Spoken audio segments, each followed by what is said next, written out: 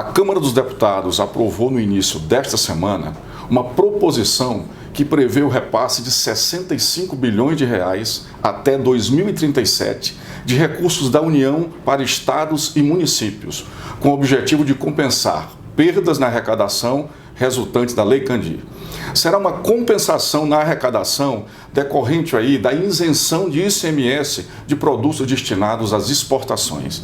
Para debater tão importante pauta, o Análise dos Fatos tem a satisfação de receber o relator dessa matéria na Câmara dos Deputados, o deputado Lucas Redecker. Ele foi deputado estadual na Assembleia Legislativa do Rio Grande do Sul, secretário de Minas e Energia daquele estado e está no seu primeiro mandato de deputado federal, onde é vice-líder do PSDB na Câmara dos Deputados. Muito obrigado pela sua participação, deputado Lucas Redecker. Eu que agradeço, Gilvander, prazer imenso conversar contigo. Uma pauta tão importante. Tu mesmo citasse aqui que eu fui deputado estadual, 8 anos como deputado estadual, não tinha um mês que não se debatia na Assembleia Legislativa a compensação da Lei Candir e nós conseguimos, depois de mais de 20 anos, chegar num momento em que a Câmara dos Deputados, o Congresso Nacional, conseguiu aprovar a compensação da Lei Candir, o que vai injetar aos cofres 65 bilhões de reais até 2037. É um ganho para o Brasil, é um ganho para os estados e principalmente um ganho para os municípios neste momento em que nós estamos vivendo uma pandemia, dificuldades para dar a condição dos investimentos chegarem até a ponta para as pessoas.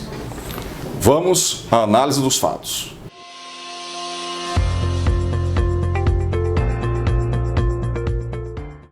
Em 1996, entrou em vigor uma lei que regulamentava a cobrança do ICMS, um imposto de competência estadual, cuja distribuição fica 75% para os estados e 25% para os municípios. Batizada de Lei Candir, essa legislação tratava da isenção da cobrança de ICMS de produtos destinados à exportação, primários ou semi-elaborados, com o objetivo de estimular as exportações e baratear o custo da produção.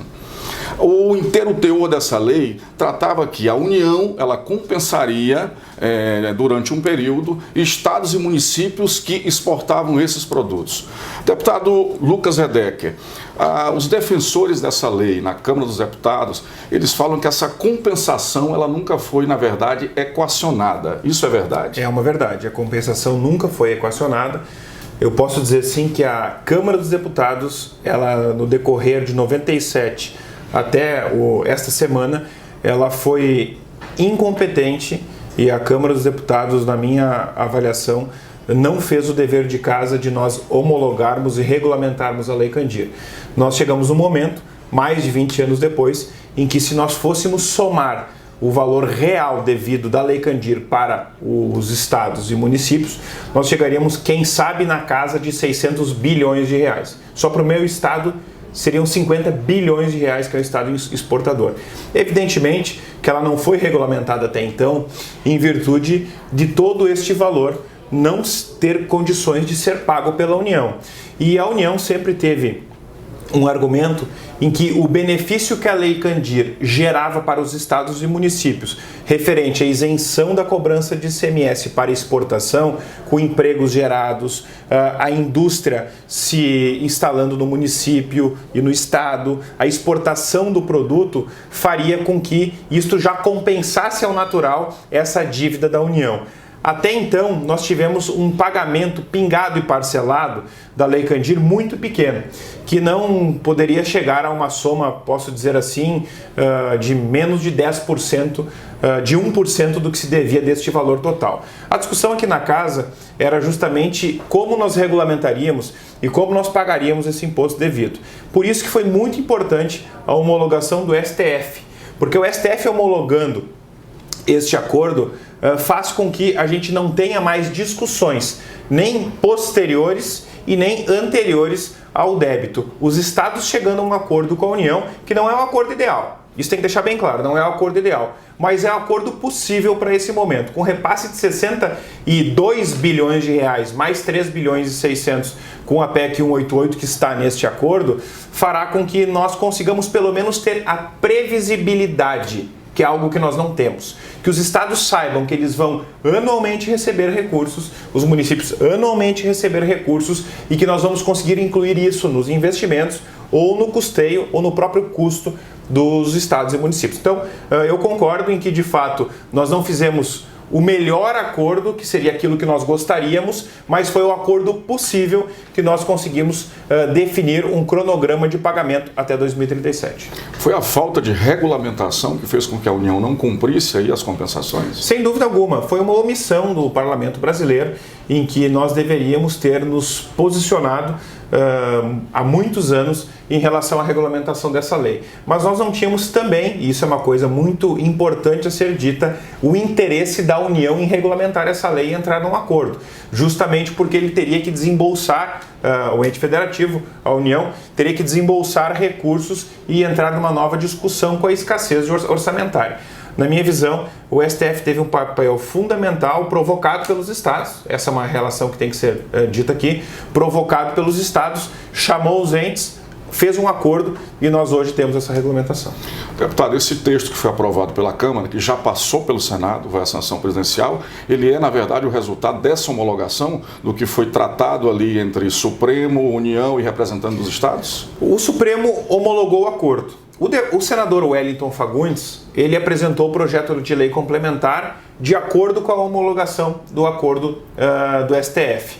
Então, a partir desse momento, houve a concordância do Executivo em virtude de já estar homologado pelo STF e, sabidamente, o senador Wellington Fagundes apresenta esse projeto de lei complementar que já estava previsto nesse acordo em ser encaminhado via projeto de lei complementar. Então, hoje, nós tivemos a tramitação essa semana do projeto da Lei Candir em comum acordo justamente a partir dessa homologação que tornou possibilidade, porque até então, se nós tivéssemos um projeto de lei complementar encaminhado sem homologação da União, evidentemente nós teríamos o questionamento da União, sem a homologação da STF, nós teríamos o questionamento da União justamente em relação aos valores. Como esse acordo foi constituído, na minha visão, posso dizer assim, que os entes ficaram sem saída de conseguir argumentar contrário ou favorável em relação aos valores. Do total aí de 65 bilhões, nós temos aí 4 bilhões que vai depender aí do leilão de 2 blocos de petróleo. Isso deve ocorrer em quanto tempo? Há um cronograma para esses leilões, para esse dinheiro chegar aos entes? O cronograma até 2037, o que está previsto hoje são os 58 bilhões de reais que estão nesta tabela que vai ser ainda homologada, os cálculos serão homologados pelo Ministério da Economia, mas basicamente são esses valores. 4 bilhões dos leilões dos poços de petróleo que deverão ocorrer agora no ano de 2021, que esse valor vai entrar no caixa dos estados e municípios, e esses 3,6 bilhões de acordo com a aprovação do projeto de lei complementar 188 de 2019, que também, a partir da aprovação, esses recursos entram direto nos caixas dos estados e municípios de acordo com a divisão e dos cálculos por percentuais feitos pelo Ministério da Economia. Em resumo, o que nós temos garantido aí de 2020 a 2037 são 58 bilhões. Não, a garantia existe mesmo sem o leilão dos postos de petróleo. A União consolida a necessidade e obrigação do pagamento. Da mesma forma, nós dependemos do projeto de lei 188. Agora sim, nós precisamos da aprovação do projeto, que na minha visão vai ocorrer também. Mas os leilões, mesmo que não ocorram ou que os valores ocorram se ocorra com valor menor de 4 bilhões, nós vamos ter a garantia da complementação da União. Deputado, então aí 58 bilhões estão garantidos e nós temos aí essa questão da articulação para a aprovação dessa PEC no Senado. Para essa PEC, tem um cronograma já de pauta, um cronograma de deliberação? O projeto de lei complementar 188, sim, ele está tramitando e em breve ele deve entrar na pauta. Ele é uma das prioridades em virtude da condição da aprovação da Lei Candir, agora com uma tranquilidade muito maior, né? Porque não tem essa necessidade de urgência para que a gente aprove, porque a partir da homologação do Presidente da República, nesta semana ou no máximo na próxima semana, as primeiras parcelas elas entrarão já no caixa dos estados e municípios no final do mês de dezembro. Então nós já estaremos recebendo esses valores de acordo com os percentuais de cada estado e município no mês de dezembro agora. Vai ser muito importante aí no momento de dificuldades que está passando os estados e municípios em relação até da pandemia. Sem dúvida alguma. Este foi um dos objetivos que nós tivemos por apressar o processo legislativo. Eu, na semana passada, conversei diversas vezes com o presidente Rodrigo Maia, com o líder Carlos Sampaio, outros líderes, outros deputados, para que nós votássemos o mais rápido possível o regime de urgência. E posterior à votação do regime de urgência, nós também colocamos e trabalhamos para colocar na pauta o projeto nesta semana. Eu tentei colocar na quinta-feira passada, mas a pauta estava extensa e lotada. Nós aprovamos o regime de urgência na quarta-feira da semana passada e aí conseguimos colocar para a votação por acordo na segunda-feira dessa semana. Então nós tivemos, acho que um avanço, foi muito rápido o processo da Lei Candir e os estados e municípios não apenas, esses recursos encaminhados através do pagamento para essa necessidade extrema que nós estamos vivendo, que são os recursos para socorrer os estados e municípios em relação à pandemia, mas eu acho que é algo muito importante, que é o cronograma que os estados podem se organizar para os investimentos. Isso traz segurança. Isso tem uma segurança, porque os estados saberão que receberão parcelas fixas anuais e os municípios também, podendo gerar investimentos e desenvolver programas e projetos, ou até mesmo, como eu falei no início da entrevista, do pagamento de custeio e de investimento em saúde, educação, infraestrutura, segurança, que são recursos que entram no caixa. E isso faz com que tu não tenha comprometimento com áreas específicas e isso nos dá, posso dizer assim, uma tranquilidade muito maior. No próximo bloco, nós vamos debater sobre Pacto Federativo.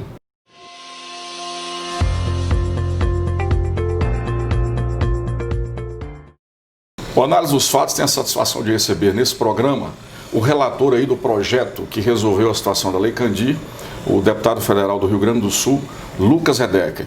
Deputado, você foi um ator importante aí para consolidar essa situação de mais de 20 anos, uma situação de mais de 20 anos e, como a gente viu aí, foi uma omissão do parlamento nessa situação. Esse assunto puxa aí o debate em torno do Pacto Federativo. Sem dúvida alguma, o Pacto Federativo é uma pauta, posso dizer assim, de mais de 50% dos parlamentares dessa casa, historicamente, Agora, para que o Pacto Federativo ocorra, a nova, posso dizer assim, a repactuação do Pacto Federativo, nós precisamos da simpatia do governo federal, porque tudo isso passa pela arrecadação e a receita do governo federal sendo distribuída com mais, posso dizer assim, participação dos municípios e dos estados. Nós temos aqui algumas pautas que são incluídas, até existe uma frente parlamentar em defesa do Pacto Federativo, para que a gente consiga dar agilidade a tratar dessa negociação. O que nós não podemos trabalhar com o Pacto Federativo a conta-gotas. Aprovamos a Lei Candir, um pouco mais de dinheiro para os municípios e estados, aprovamos um projeto de lei que vai dar mais de benefício para os estados. O que nós temos que fazer é uma repactuação geral, tentar dar condições de que diminuímos as receitas, a receita da União e transferimos isso para os municípios, porque a vida do cidadão, eu digo isso, ocorre nos municípios. Eu costumo dizer, o cidadão quando fica doente, ele vai procurar o posto de saúde aonde? No município. Ele não vai procurar o auxílio da União. Quando o cidadão precisa de um buraco na frente de casa, uma lâmpada queimada, o atendimento da assistência social, tudo isso ocorre no município, até a própria segurança, que é dever do Estado.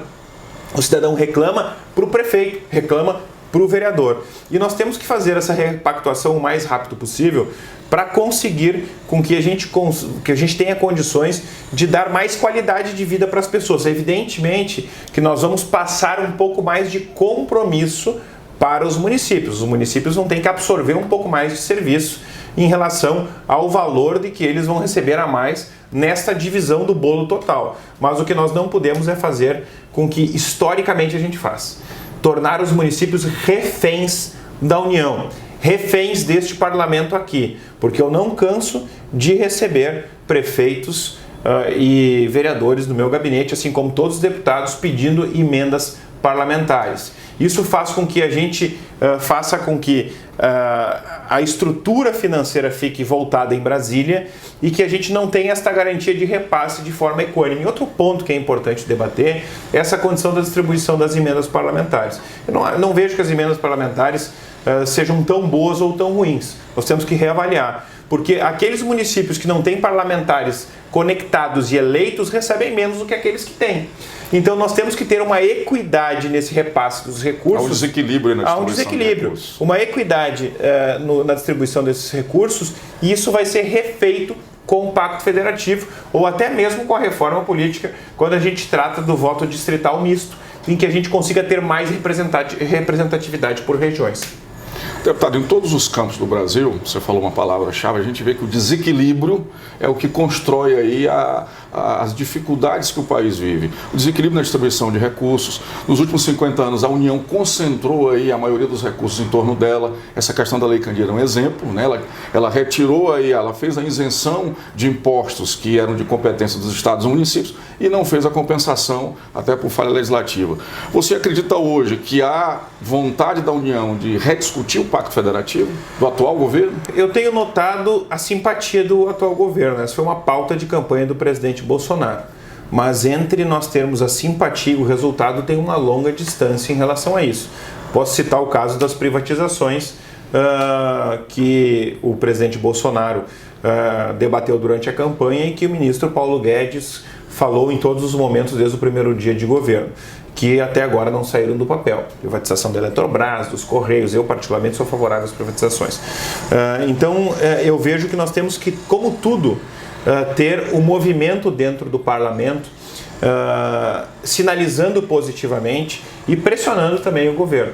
Algumas pautas avançaram, pontuais em relação à redistribuição de renda para os municípios e estados. Uma das pautas, eu acho que nós temos que frisar, e aqui parabenizar o governo federal, e eu sou um deputado de um partido que não é da base nem da oposição, nós temos uma independência, eu voto conforme a minha consciência, mas eu acho que tem que parabenizar o governo federal, foi a distribuição de recursos para a saúde na pandemia.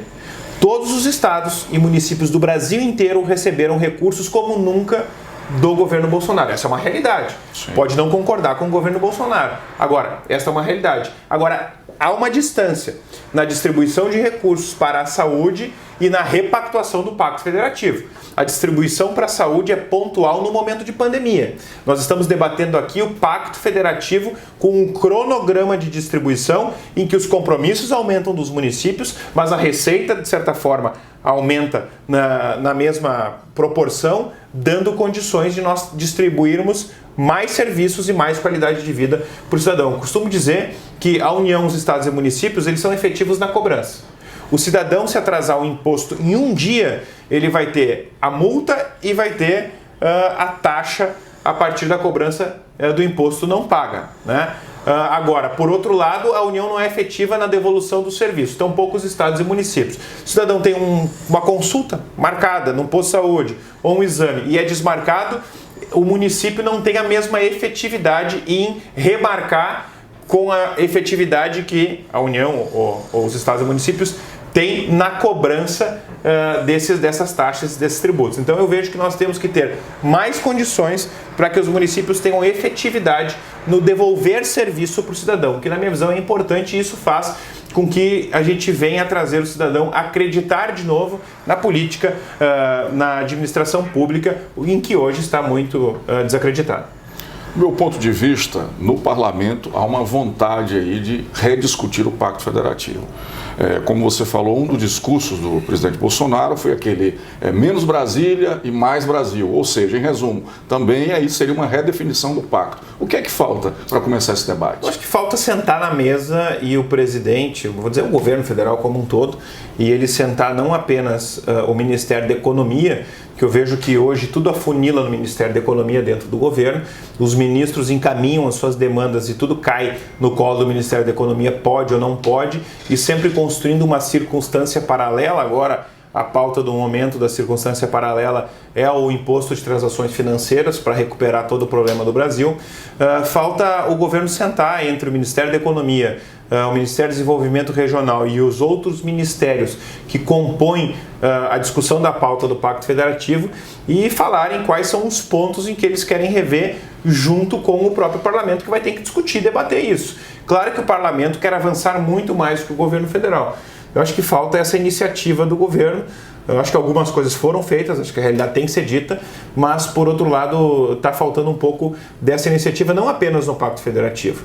A reforma tributária é um outro ponto a ser debatido. A reforma, e posso dizer que a reforma da Previdência, ela só andou dentro do Parlamento porque nós tivemos a apresentação da reforma de fato pelo presidente da República, pelo governo federal, mas pautada pelo presidente da Câmara.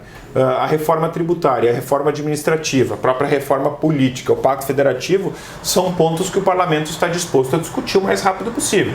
Agora, a gente depende de que isso seja uma prioridade do Executivo e não apenas do Parlamento. No próximo bloco, nós vamos discutir sobre a escolha do novo presidente da Câmara dos Deputados.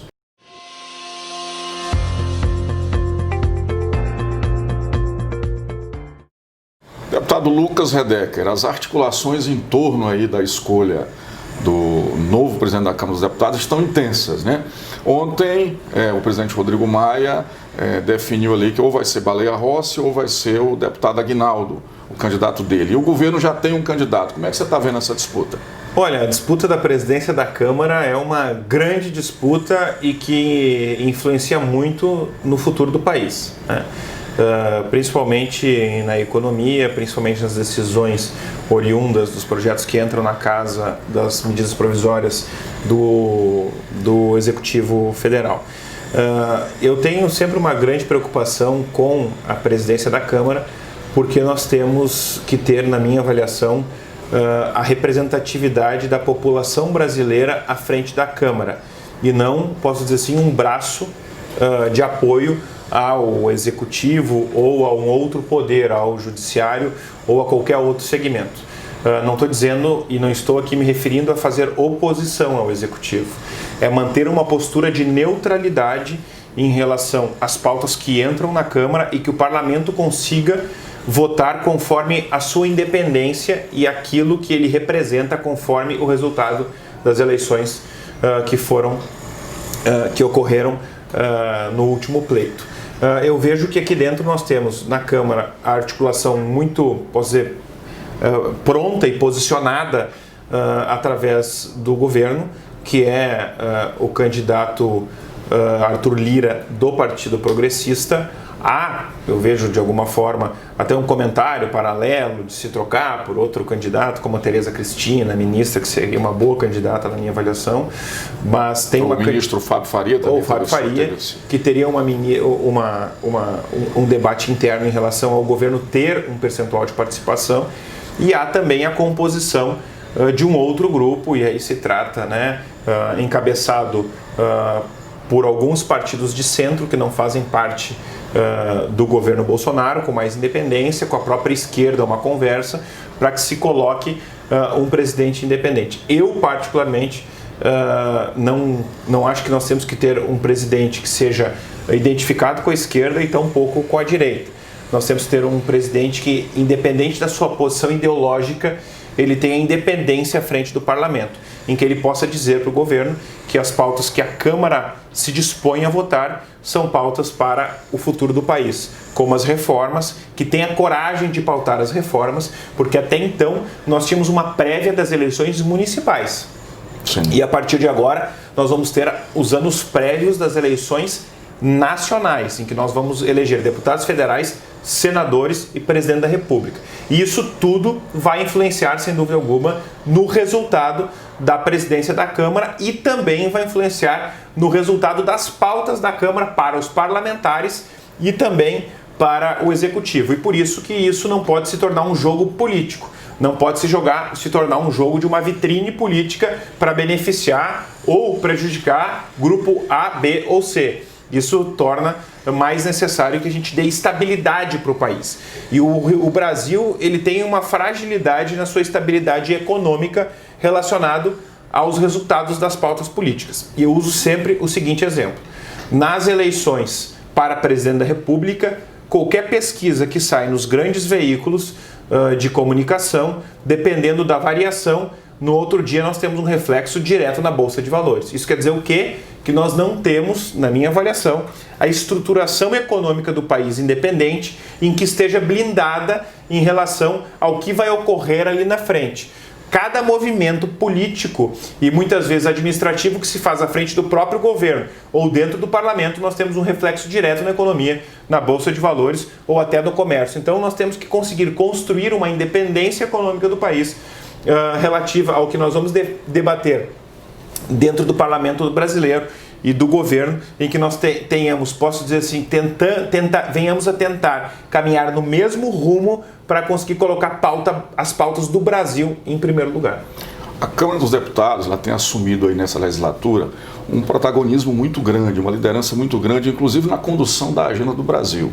Isso, no meu ponto de vista, me faz refletir que a Câmara dos Deputados hoje ela conquistou uma independência muito grande até em relação ao Poder Executivo. Isso deve refletir na escolha do novo presidente. Isso é importantíssimo. Qualquer poder legislativo, Câmara de Vereadores, Assembleia Legislativa, Câmara dos Deputados, né, Senado, Congresso Nacional, ele tem que ter independência, até porque os nossos poderes são independentes. O que nós não podemos ter é poderes legislativos submissos aos poderes executivos, porque senão nós vamos ter uma pauta única e não vamos debater as diferenças. Eu costumo dizer, eu que sou deputado do PSTB, um deputado me considero de centro-direita, eu costumo dizer que eu não defendo em que nós tenhamos radicais de esquerda no poder e tampouco radicais de direita, mas eu defendo que nós tenhamos todos os segmentos representados dentro do parlamento, os radicais de esquerda e os de direita, para que a gente consiga equilibrar a balança. Um parlamento é importante ter a diferença, o parlamento é importante ter a dissociação dos debates, a inclusão dos debates das diferenças que representam o Brasil. O Brasil é um país de diferenças. O Brasil é um país continental, em que nós temos o Rio Grande do Sul numa ponta, temos o Acre na outra ponta, e que nós temos diferenças circunstanciais. E isso tem que estar representado aqui dentro da Câmara. Por isso que essa independência é importante. Agora, é claro que dentro do Executivo, eu particularmente, defendo que nós tenhamos um governo que não seja para os extremos. E eu acho que a Câmara dos Deputados tem essa relação de colocar as pautas do país, como foi a reforma da Previdência, como serão as reformas tributária e administrativa daqui para frente, entre outras, para que a gente consiga ter o resultado mais rápido para o Brasil e que a gente pare de passar governo, passar legislatura e discutir eternamente as mesmas pautas. Não tenho dúvida que o cidadão está cansado, não tenho dúvida que nós estamos cansados. Existem pautas que, como deputado estadual durante 8 anos, eu escutei sendo debatida na Câmara e nunca saíram do papel. E nós temos que de uma vez por todas passar a régua nessas pautas, fazer as reformas necessárias para o Brasil. É inadmissível que a cada eleição nós tenhamos um modelo de eleições diferente. A reforma política ela tem que ter um ponto final. Vamos ter o voto distrital misto ou não vamos ter? Como é que vai funcionar o sistema eleitoral brasileiro? Nós temos que de uma vez por todas parar com esse debate, urna eletrônica tem fraude, não tem fraude. Isso aí só enfraquece a democracia brasileira. Isso aí faz com que o debate se diminua. Cria um grau de segurança muito grande. Cria um grau de segurança. Eu confio 100% nas urnas eletrônicas. Eu concorri 5 eleições já. Essas 5 eleições, todos os resultados das urnas, e eu perdi 2, na minha visão, eles estavam corretos. Até as eleições que eu perdi. Próprio pessoas da presidência da República, do governo, colocam em xeque as urnas, mas se elegeram através do resultado das urnas, né? Sim. Então, eu acho que a pauta é essa, e são pautas já passadas, e que nós não temos que utilizar esse debate para ter benefício político para segmentos políticos. Nós temos que fazer com que a gente coloque em primeiro lugar o interesse da população brasileira. Na eleição, se debate as diferenças políticas, ideológicas, de conceitos. Agora, nós temos que colocar a pauta em primeiro lugar. Eu acho que essa é a nova política que todo mundo discute. Não é a política da idade, a nova política. O que é mais novo faz a nova política. A nova política é colocar as pautas em primeiro lugar, colocar as diferenças de lado e resolver os problemas do Brasil. Deputado, essa cultura da submissão entre os poderes, ela é muito forte ainda nos nossos dias atuais, né? E, no meu ponto de vista, essa cultura de submissão que ela faz com que a política brasileira ainda seja muito primária, e aquilo que você falou, tudo isso cria uma instabilidade econômica, porque não há segurança na política, no exercício dos mandatos. Sem dúvida, mas eu acho que nós estamos avançando. Há muitos anos atrás, eu me lembrava e avaliava de que os deputados federais que mais faziam votos eram os que tinham maior relação com o governo e que mais liberavam emendas parlamentares. Isso foi histórico. Nas últimas eleições para deputado federal, pelo menos no meu estado, demonstrou que aqueles deputados que tinham uma consolidação de proximidade com o governo e liberaram muitos recursos, muitos não se reelegeram. Os que se elegeram e fizeram mais voto eram aqueles deputados federais que se posicionavam em relação a temas específicos ou variados. E isso eu tenho notado que tem avançado no Brasil, diminuindo essa submissão e principalmente essa necessidade de ter o governo ao seu lado e de estar liberando recursos em cima de recursos. As pessoas, através das redes sociais, elas estão acompanhando o posicionamento do seu parlamentar em todos os níveis. O que o deputado Lucas Redecker pensa? O que ele defende? O que ele não defende? Eu vou pegar um caso específico. Quando eu me elegi deputado federal, e aqui na Câmara dos Deputados nós debatemos a reforma da Previdência, eu estava caminhando, não me lembro qual cidade foi do Rio Grande do Sul, e uma pessoa me parou e disse: deputado, eu não vou mais votar em ti, porque tu votou a favor da reforma da Previdência. Eu disse: olha, a senhora me desculpe, mas a senhora votou no deputado errado. Porque eu passei minha campanha inteira dizendo que eu era favorável à reforma da Previdência e votei naquilo em que eu mostrei para o cidadão em que eu era favorável. A senhora não avaliou o seu voto. Hoje nós temos a circunstância de poder estar próximo do parlamentar, do nosso representante, independente daquilo que ele pensa ou que nós pensamos, questionando, conversando, acompanhando o seu mandato. Antigamente, nós tínhamos a dependência dos veículos de imprensa, dos jornais e da televisão como um todo, em que eles pautavam o rumo da política nacional. Essa era uma realidade. O editorial de um jornal tinha um poder significativo, não digo que não tem ainda. Mas hoje nós temos alternativas no YouTube, nas redes, em que as pessoas conseguem ter a notícia imediatamente e também conseguir indagar, questionar, debater com o seu representante. Isso é excelente. Isso é muito bom. E isso faz com que a gente diminua a submissão dos legisladores em relação ao executivo. Para mim isso é muito importante, é um passo que veio para ficar e que nós vamos continuar, sem dúvida alguma, a ter cada vez mais independência. Deputado Lucas Redecker, muito obrigado pela sua participação na análise dos fatos. Você contribuiu ricamente para que a sociedade compreenda a importância da aprovação dessa lei, os nossos cumprimentos pelo seu trabalho aí como relator, e estamos sempre à disposição. Eu que agradeço, estou à disposição, prazer participar da análise dos fatos e que nós possamos ter muitos desses debates com vários parlamentares de todas as agremiações e campos políticos, para que a gente consiga deixar cada vez mais claro para o eleitor o que nós estamos fazendo, qual o nosso objetivo e que o eleitor consiga decidir da melhor forma quem vai lhe representar. E o último recado que eu dou é que as pessoas, sempre quando forem votar, anotem para não esquecer em quem vocês votaram e acompanhem o mandato dessa pessoa para avaliar se ele merece continuar te representando ou não. Esse é o recado que eu dou em todas as entrevistas, e acompanhem também o meu mandato para mandar sugestões, críticas, para que a gente possa melhorar o mandato e representar cada vez melhor à altura a população brasileira. Muito obrigado. A permanente construção de desequilíbrios em ações da gestão pública é que constrói as desigualdades que nós vivemos. A gestão pública precisa construir equilíbrios para vencer as nossas desigualdades. Muito obrigado pela sua participação em nosso programa. Dê o seu like, aperte o sino para que você possa receber as informações dos novos, e muito obrigado.